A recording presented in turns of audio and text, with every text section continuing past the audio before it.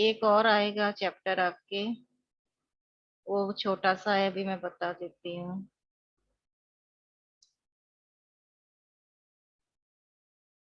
ये एक चैप्टर है, introduction to IT, ITs industry. ये बेसिकली इस चैप्टर में यही बताया कि कंप्यूटर का रोल आजकल जो है वो हर जगह है, इंफॉर्मेशन एंड कम्युनिकेशन टेक्नोलॉजी। वैसे इसी चैप्टर को आगे एलाबोरेट करके एक नया चैप्टर आएगा आईसीटी करके। तो ये इसमें हम ओनली इंट्रोडक्शन पार्ट पढ़ेंगे, छोटा सा ही है, तो अभी आज ही हो जाएगा। और उसके क्वेश्चन आंसर जो मैं भेजूंगी, बस वो उतना ही याद करना है इस चैप्टर को।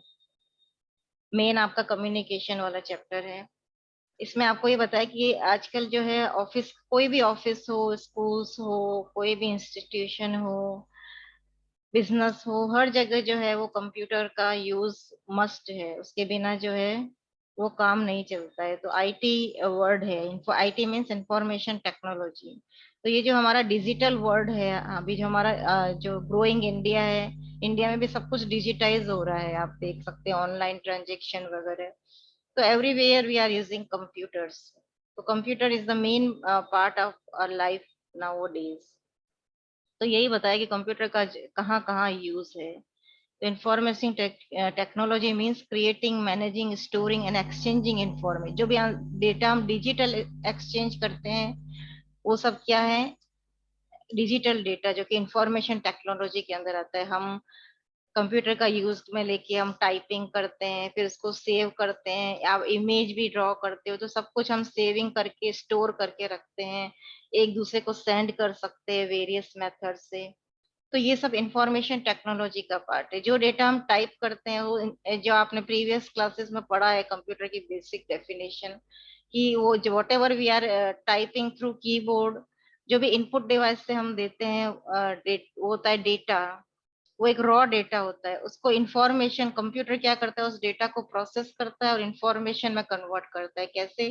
जैसे कि आपकी क्लास है 9th डी, उन सब बच्चों का नेम अगर मैं लिख दूं, टाइप करूं, ओनली बच्चों के नेम टाइप करूं, तो वो एक रॉ डेटा है। उन नेम को टाइप करके मैं कोई डिसीजन पे नहीं पहुंच सकती। अगर मैं आप सबके नेम टाइप करूं, आपके रोल नंबर लिखूं एक टेबल बना के, फिर गर्ल्स और बॉयज के नेम सबके टाइप करके मैं आपकी अटेंडेंस लिखूं कि डेली कौन कौन बच्चे क्लास अटेंड करते हैं, कौन नहीं करते हैं, तो अगर मैं ये पूरा डेटा लिखूंगी तो मैं कोई डिसीजन ले पाऊंगी उस डेटा के बेस पे, कि फाइनल एग्जाम में मुझे किन बच्चों को रोकना है जो कि रेगुलर क्लास अटेंड नहीं, अटेंडेंस शॉर्ट है, तो मैं उस डेटा के बेसिस पे मैं उनको एग्जाम के लिए रोक सकती हूँ, या उनको मैं वार्निंग दे सकती हूँ कि अगर आपने क्लास अटेंड नहीं की तो आपका जो है वो एग्जामिनेशन में बैठना रोक दिया जाएगा। तो whatever decision we can take according to our data, data को लिख के उसको इस फॉर्मेट में तैयार करना कि उसके बेस पे हम कोई डिसीजन ले सके, तो उसको बोलते हैं इंफॉर्मेशन। तो एक तो रॉ डेटा होता है, if I type only name, that is a raw data, but I will create a data in a particular format by which I can take any decision. That is the information. To data we input from the computer, and then computer using the software like Excel and all, I can create a table. I can find out your attendance, and then I can make any decision. So the computer is taking input from the input device, then process it, and then give output. So this is the basic definition you all know about the computer. So nowadays, all we are using computer everywhere. अब information technology enabled services का क्या मतलब है? इसको short में बोलते हैं ITs. Information technology that enable the business by improving the quality of services. मतलब जो हम जॉब में या बिजनेस में हर जगह जब हम कंप्यूटर का यूज लेते हैं, पहले जब हर जगह जो है कंप्यूटर जब नहीं होता था तो हम मैनुअल वर्क करते थे, कितने एम्प्लॉयज है, सैलरी क्या है, किसको कहाँ नया अपॉइंट करना है, तो सारे डेटा मैनुअली रजिस्टर में लिख लिख के रखते थे। अब रजिस्टर फट भी सकते हैं, खो भी सकते हैं, बारिश आए तो भीग भी सकते हैं। तो वो डेटा जो है हम परमानेंटली रख नहीं सकते, पुराने होने पर वो पेज चिपक जाते हैं। तो आज का जो है जॉब में हर जगह हर डेटा जो है वो कंप्यूटराइज्ड है। कंप्यूटराइज्ड डेटा को हम स्टोर करके रखते हैं, उसके अकॉर्डिंग टेबल बनाते हैं एक्सेल में, तो अपने आप फॉर्मूला लगा के कैलकुलेशन वगैरह सब हो जाता है। मैनुअली, पहले मैनुअली कैलकुलेट करना पड़ता था उनको कैलकुलेटर के थ्रू, अब जो है सब अपने आप हो जाता है, ऐसे सॉफ्टवेयर हमारे पास अवेलेबल है।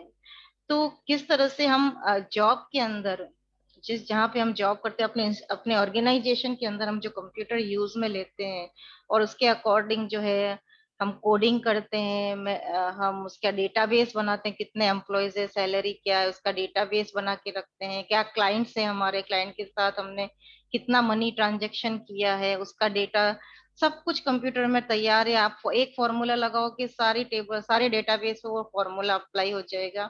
आपने एक्सेल किया हुआ है, आपको पता होगा।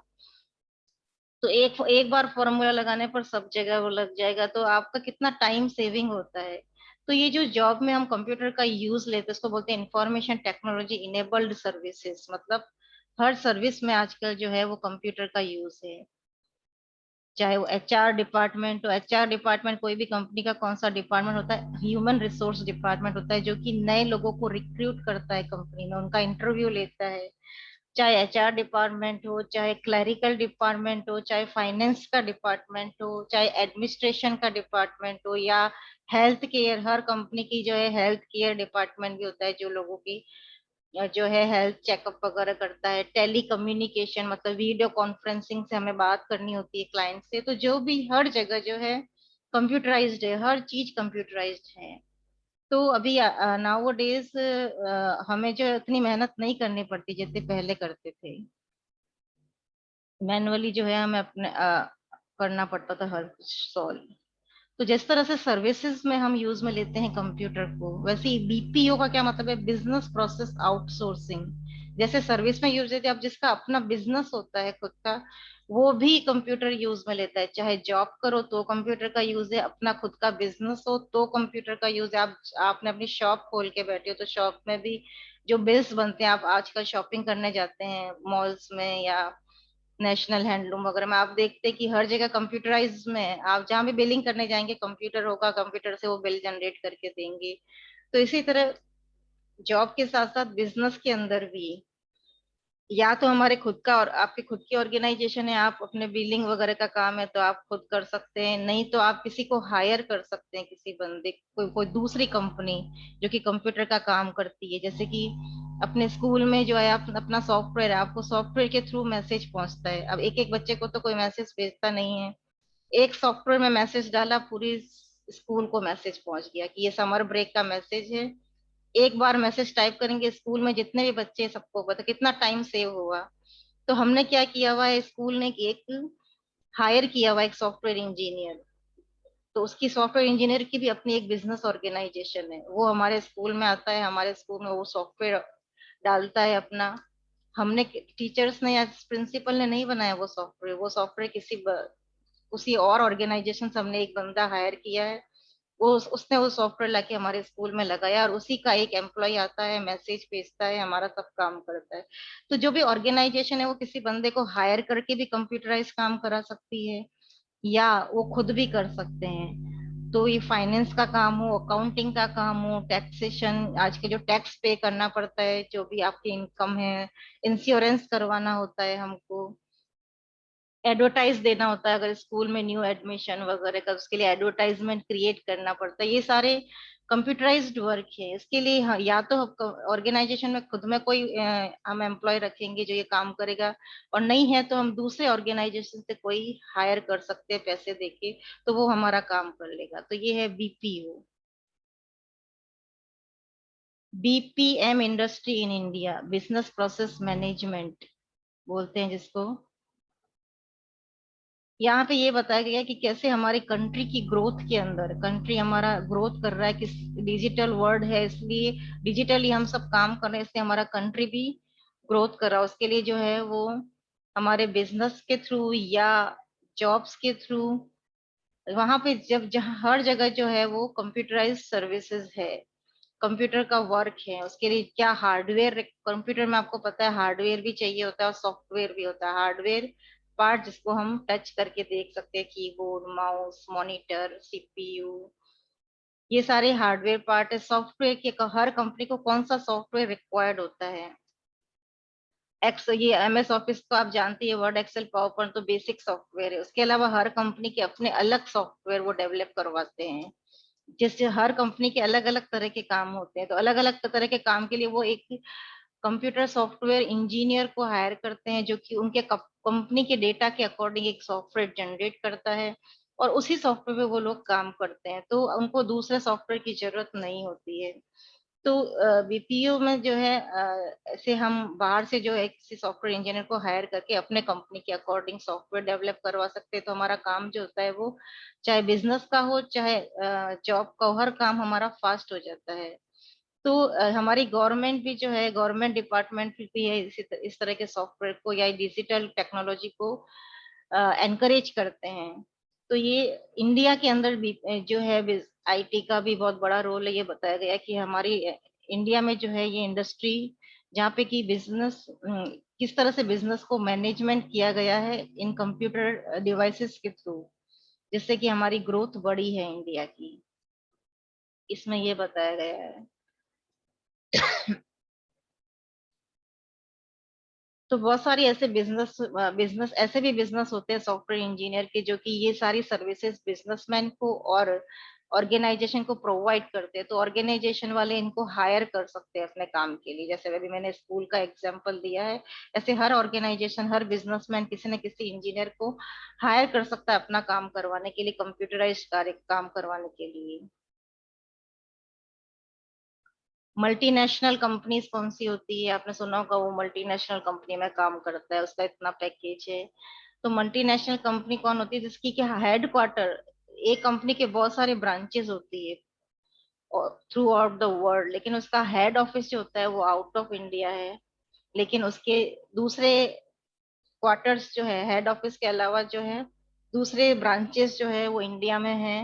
इंडिया के बहुत सारी सिटीज में है, लेकिन मेन ऑफिस कहाँ है उसका, आउटसाइड द इंडिया। वो होती है multinational company. Indian service provider, ISPs. ISP एक कंप्यूटर में भी टर्म आएगा आगे जाके, इंटरनेट सर्विस प्रोवाइडर वो अलग है। ये बिजनेस से रिलेटेड है, इंडियन सर्विस प्रोवाइडर्स। इसमें भी बहुत सारी एक ही कंपनी की बहुत सारी ब्रांचेस होती हैं एक ऑर्गेनाइजेशन की, लेकिन हेड क्वार्टर इंडिया के अंदर होता है, इसलिए इंडियन सर्विस प्रोवाइडर है। और global in house centre, GIC, इसमें जो है वो इंडिया के अंदर ही होगी, जितनी भी ब्रांचेस होगी इंडिया के अंदर ही होगी, इंडिया से बाहर नहीं होगी। तो ये डिफरेंट डिफरेंट टाइप की कंपनीज होती है, और इन सारी कंपनीज में जो है सारा काम जो है वो कंप्यूटराइज्ड होता है। तो इसमें ये बताया गया टाइप ऑफ कंपनी क्या है और किस तरह से हम हर काम जो है कंप्यूटर के थ्रू करके हम अपने एफिशिएंसी को बेटर बना सकते हैं, क्लाइंट से डील कर सकते हैं अच्छे से वीडियो कॉन्फ्रेंसिंग करके, ईमेल करके। तो कंप्यूटर का यूज जो है इन सब तरह की कंपनीज में मस्ट है। उसके अलावा आपको पता है कि कंप्यूटर का यूज जो है कहाँ कहाँ होता है। ये सब जगह आप देख रहे हैं, कहीं पर भी जाएंगे आपके रिसेप्शन पे एक बंदा दिखाई देगा, आप हॉस्पिटल जाओ, कोई भी ऑफिस जाओ, वहां पे कंप्यूटराइज वर्क होगा। बिल जमा कराने जाओगे कोई भी तरह का, वहां पे भी कंप्यूटर होगा। हर जगह ऐसा कोई फील्ड ही नहीं है आजकल जहाँ कंप्यूटर नहीं, it is a part of our everyday life. तो ये यहाँ पे कुछ एग्जाम्पल दे रखे हैं कि कहाँ कहाँ कहाँ हम कंप्यूटर को यूज में लेते हैं। जैसे हम घर में यूज में लेते हैं, ये बच्ची है जो क्या कर रही है, शायद गेम खेल रही है। घर में हम क्या कर सकते हैं, गेम खेल सकते हैं, मूवीज देख सकते हैं, सॉन्ग सुन सकते हैं, डेटा स्टोर सीडी में या पेन ड्राइव में करके एक दूसरे जगह से दूसरी जगह पर ले जा सकते हैं। होमवर्क मिलता है आपको वो कर सकते हैं। और अभी तो आपको पता है कि मेनली आपका कितना बड़ा यूज है कंप्यूटर का, कि आप क्लासेस अटेंड करते हैं ऑनलाइन। क्लास आप अटेंड कर सकते हैं कंप्यूटर के थ्रू। आपका पोर्टल पे जो भी होमवर्क आता है वो आप अगर घर में कंप्यूटर है कंप्यूटर स्क्रीन पे देख सकते हैं। कंप्यूटर आईटी के अंदर ओनली कंप्यूटर ही नहीं आता, आपका मोबाइल भी पार्ट ऑफ आईटी है। मोबाइल भी आजकल एक मिनी कंप्यूटर ही है। वो सब काम जो कंप्यूटर में हो सकते हैं वो मोबाइल में भी सारे ऐप अवेलेबल है। एवरीडे लाइफ में आप देखते हैं किचन के अंदर आपका माइक्रोवेव है, वो भी एक इलेक्ट्रॉनिक डिवाइस है। वॉशिंग मशीन है, माइक्रोवेव है। तो आपके घर में आप ही नहीं, आपके पेरेंट्स भी जो है वो कंप्यूटर एडिक्टेड, जो डिजिटल डिवाइसेस के एडिक्टेड हो सकते हैं। जो भी डिवाइस डिजिटल मतलब जो इलेक्ट्रॉनिक वर्क करती है, तो इलेक्ट्रॉनिक डिवाइसेस हमारे कंप्यूटर कंप्यूटर के अलावा जो है ये माइक्रोवेव, वॉशिंग मशीन, ये सारे डिवाइसेस हम डेली लाइफ का हमारा पार्ट हो चुका है आजकल। इनके बिना सरवाइव करना मुश्किल है। जिनके पास नहीं है वो भी लेने की, फटाफट पैसे कमा के लेने की सोचते हैं, क्योंकि ये हमारी लाइफ को इजी बना देता है। जो डोर लॉक भी आते हैं आजकल डिजिटल। मशीन सॉन्ग आपने सुना होगा, वो एलेक्सा वगैरह आपकी आवाज सुन के आप इसके हिसाब से सॉन्ग प्ले करते हैं। लाइब्रेरी में जाएंगे तो लाइब्रेरी में भी सर देखो सारे कितनी बड़ी, ये तो एक बहुत बड़ी लाइब्रेरी का एग्जांपल दे रखा है यहाँ पे।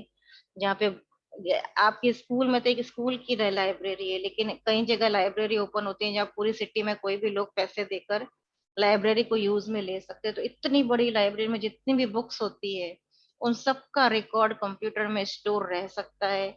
किस किस बच्चे ने, अगर स्कूल की बात करें तो किस बच्चे ने कौन सी डेट पर बुक इश्यू करी, कौन सी डेट पे रिटर्न करी, सारा डेटा एक सॉफ्टवेयर होता है लाइब्रेरी का अलग, उसमें सारा डेटा शो होता है। अगर आपने बुक बिना सबमिट कराए आपने स्कूल छोड़ दी तो आपके स्कूल वालों को उस सॉफ्टवेयर के थ्रू पता चल जाता है। वो आपको स्कूल में टीसी तब तक नहीं देंगे जब आप तक आप उसके बुक रिटर्न नहीं करेंगे। इसी तरह से जो कॉमन लाइब्रेरीज होती है उसमें भी सारा डेटा, कौन से क्लाइंट ने कब बुक ली है, कब उसको सबमिट करानी चाहिए, सबमिट नहीं कराइए तो कितना फाइन लगेगा, सारा के सारा डेटा उनके सॉफ्टवेयर में आ जाता है।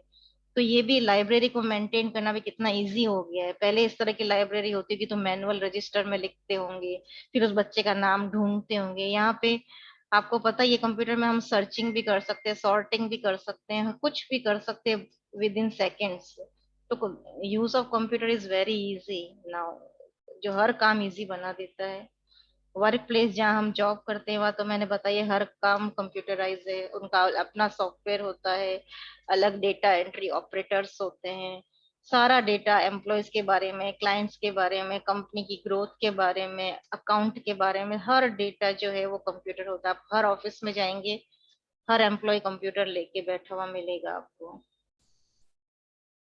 एजुकेशन में तो आपको पता ही है, आप एजुकेशन में ऑनलाइन क्लास अटेंड करते हैं, उसके अलावा यूट्यूब पे वीडियो किसी भी टॉपिक पे सर्च कर सकते हैं। जो पिक्चर आपको एक्टिविटी मीडिया से रिलेटेड पिक्चर भी आप गूगल पे ही सर्च करते हैं। कोई भी आपको कंपटीशन दे दिया तो उसके बारे में भी आप गूगल पे सर्च करेंगे।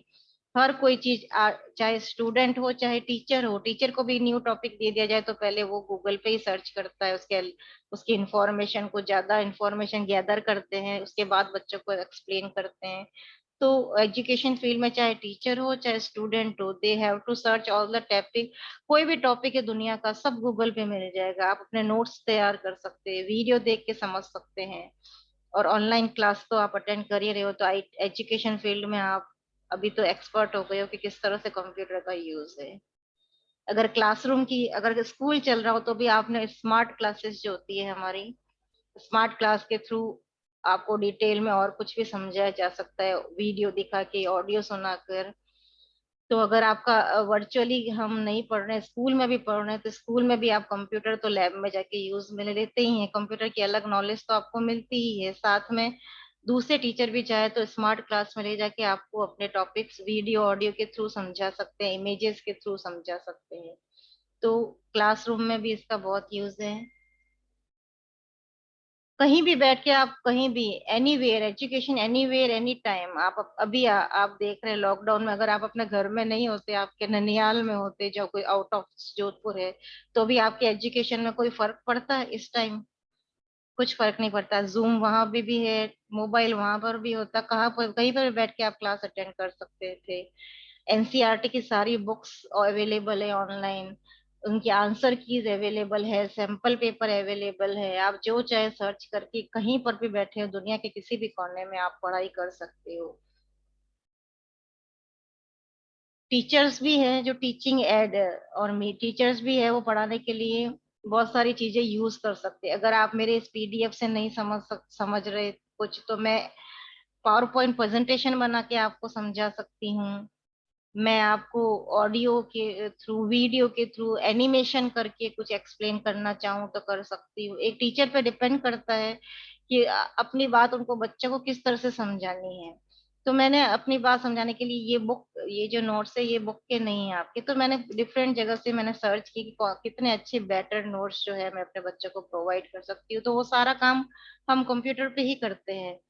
चाहे टॉपिक ढूंढने का काम हो, चाहे उससे रिलेटेड पिक्चर गैदर करने का काम हो, चाहे उससे रिलेटेड वीडियो दिखाने का काम हो, चाहे दूसरों का वीडियो उठाना हो या खुद का वीडियो बनाना हो, किसी भी टेक्निक के थ्रू हम क्या मेथड यूज कर रहे हैं कि बच्चों को हमारी बात समझ में आए।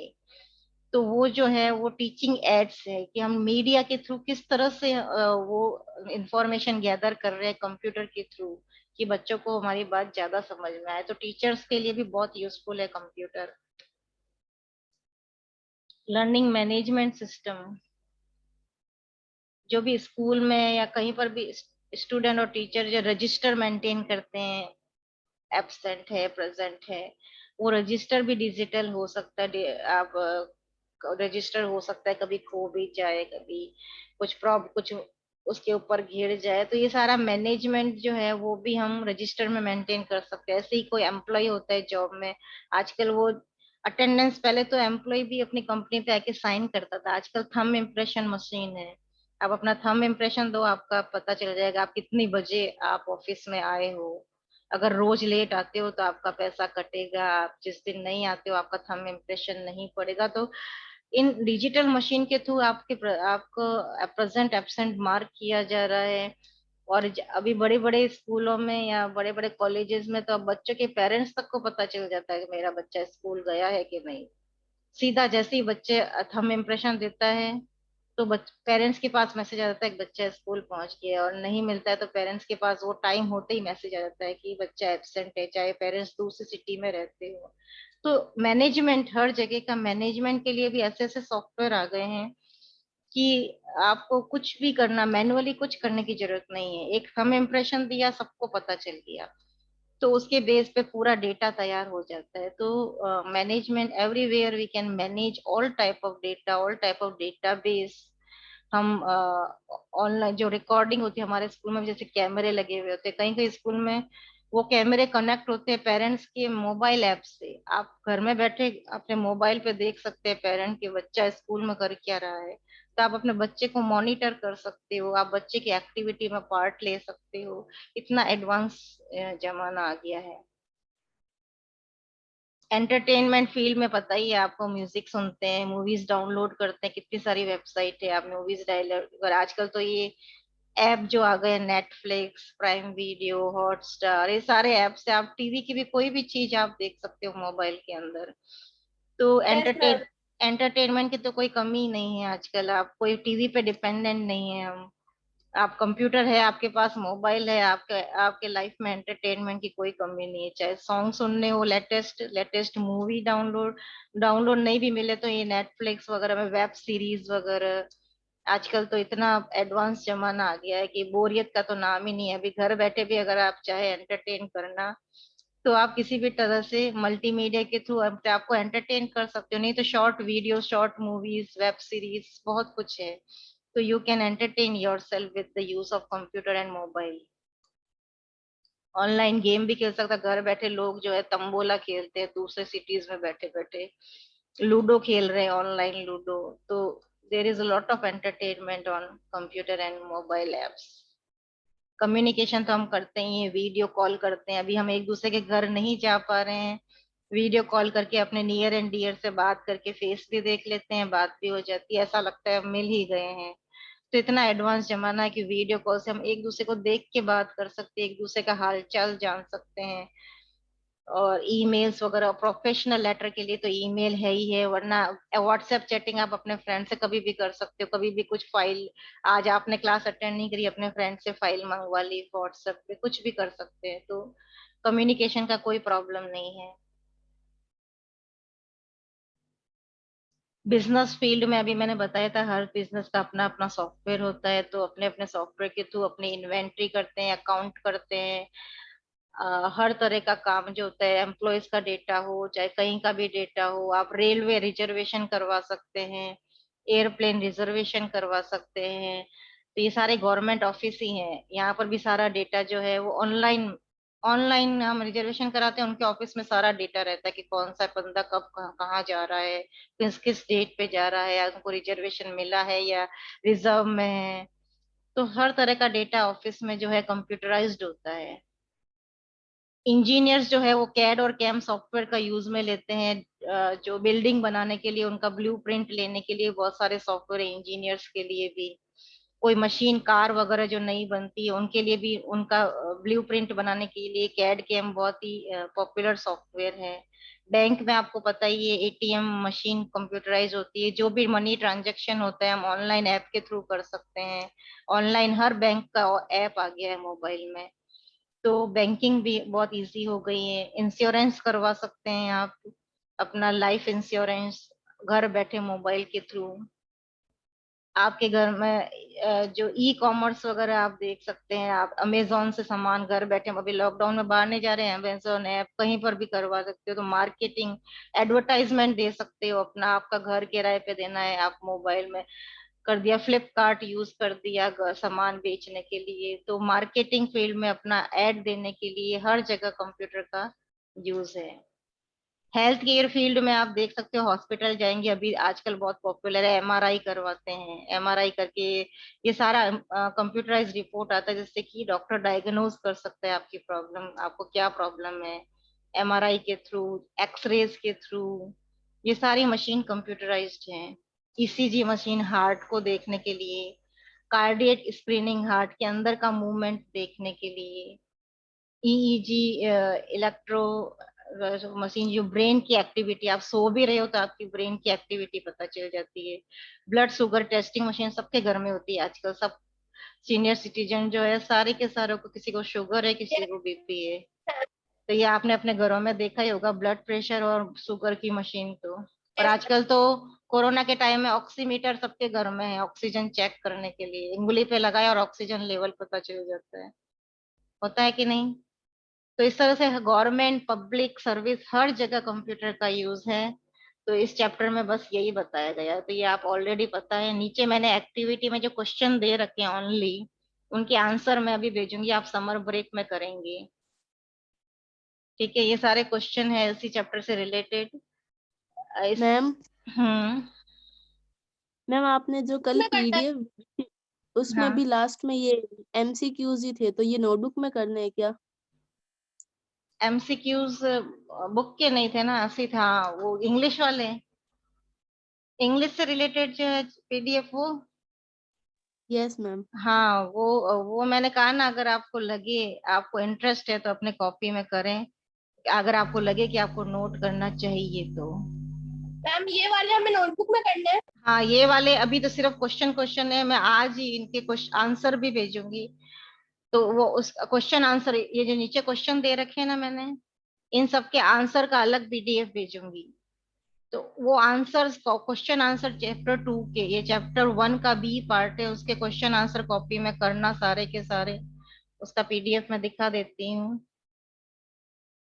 ये रहा एक्सरसाइज, ये वाला पीडीएफ सेंड करूंगी, ये सारे क्वेश्चन आंसर करना। क्वेश्चन लेसन नंबर 1 का बी पार्ट में से इन क्वेश्चन के अंदर से क्वेश्चन आएगा, कम ही है ये।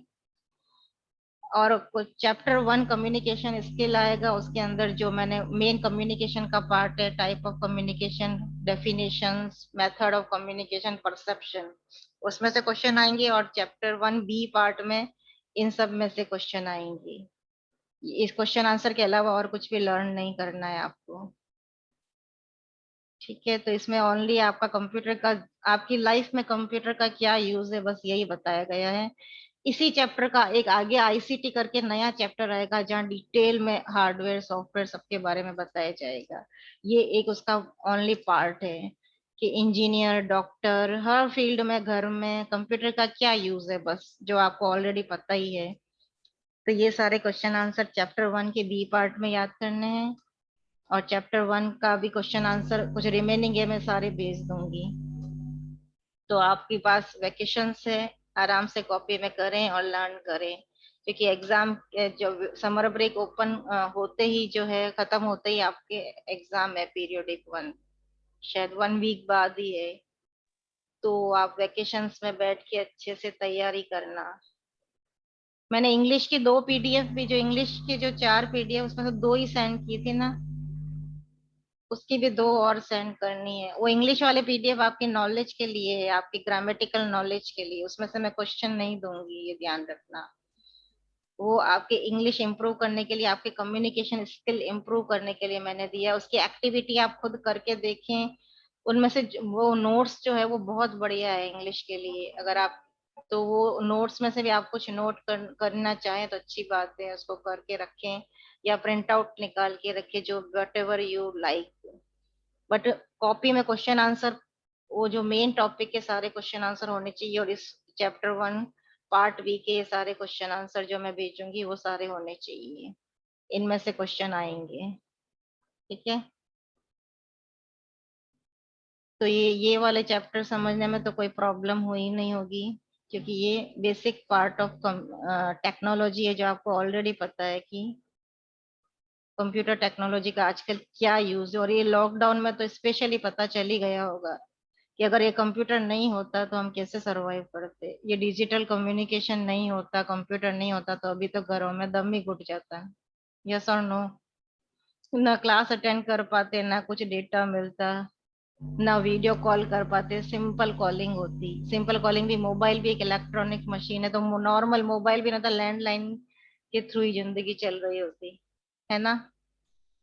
सो दिस लॉकडाउन में इसमें हमें पता चला कि कंप्यूटर और मोबाइल्स का मेन कितना ज्यादा यूज, एक कॉलिंग, उससे पहले हमें यही पता था कॉलिंग करना, अब पता चला कितने मल्टीपल यूज है मोबाइल और कंप्यूटर के। तो आपके पेरेंट्स भी यूज में लेते होंगे ऑफिस का काम के लिए, आप भी यूज में लेते हैं पढ़ाई के लिए, तो हर हर जगह यूज है। आपकी मम्मी भी जो है रेसिपीज ढूंढती होगी यूट्यूब पे, होता है कि नहीं? तो यस। तो हर फील्ड में जो है कंप्यूटर, जब पिछले लॉकडाउन में था तो लेडीज ने यूट्यूब पे देख देख के पता नहीं क्या क्या बना लिया था, मिठाइयाँ तक बना ली। तो कंप्यूटर का यूज इतना आसान हो गया कि घर बैठे आपको हर कोई भी चीज नहीं आती आपको पता चल जाता है। हेलो, आवाज आ रही है? मैम हम्म। मैम आपने वो जो बाकी जो पीडीएफ भेजे उसके जो क्वेश्चन आंसर्स के क्वेश्चंस है उनके भी आंसर्स भेजोगे क्या? हाँ, सबकी आंसर की भेजूंगी, अब मैं 1 बाय 1 भेजती हूँ ग्रुप में। आप ये मैं एक साथ तो इतने सारे भेजोगे तो अच्छा नहीं लगेगा।